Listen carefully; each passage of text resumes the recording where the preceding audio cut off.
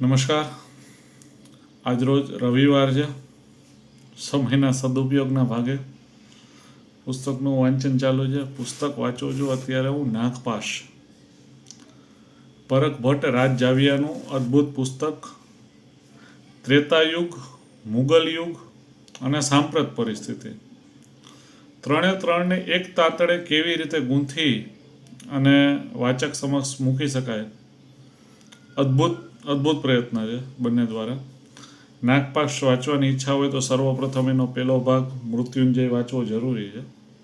તો જો તમે ઈચ્છો છો કે વાંચવું છે તો આજે આ બે સિવાય વાત કરવી છે એક અલગ પુસ્તકની. પુસ્તકનું નામ છે લિવિંગ ગીતા થ્રુ કોટ્સ. એક મિત્ર દ્વારા ભેટ પડેલું પુસ્તક છે. આપણે જાણે જ છે કે શાસ્ત્રોના કહેવા મુજબ ને વડીલોના કહેવા મુજબ જીવનના તમામ પ્રશ્નોનો ઉકેલ ગીતાજીમાં છે. જીવનનો એક પણ એવો પ્રશ્ન નથી જે ગીતાજીની બહારે છે.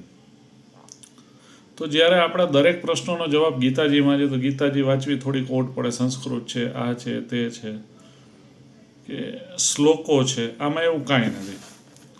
પુસ્તક લિવિંગ ગીતા થ્રુ કોટ્સ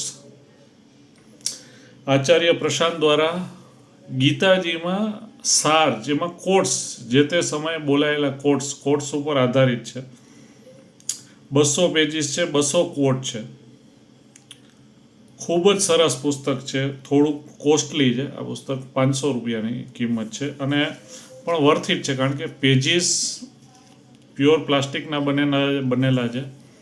ખૂબ જ સારી ક્વોલિટી છે. આચાર્ય પ્રશાંત દ્વારા હું તમને 1-2 કોટ્સ એમાં કહીને સંભળાવું તો તમને બી આઈડિયા આવે કે શું છે. એક કોટ્સ છે આની અંદરનો.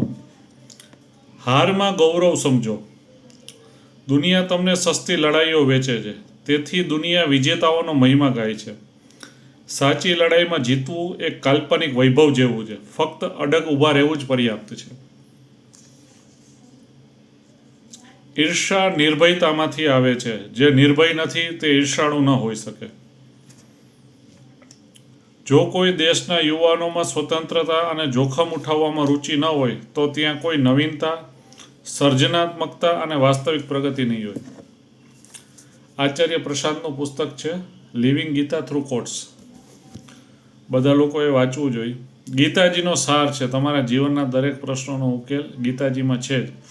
અને આ કોટ્સ છે, વાંચશો, મજા આવશે. વાંચવાથી મન શાંત થાય છે અને મળે છે.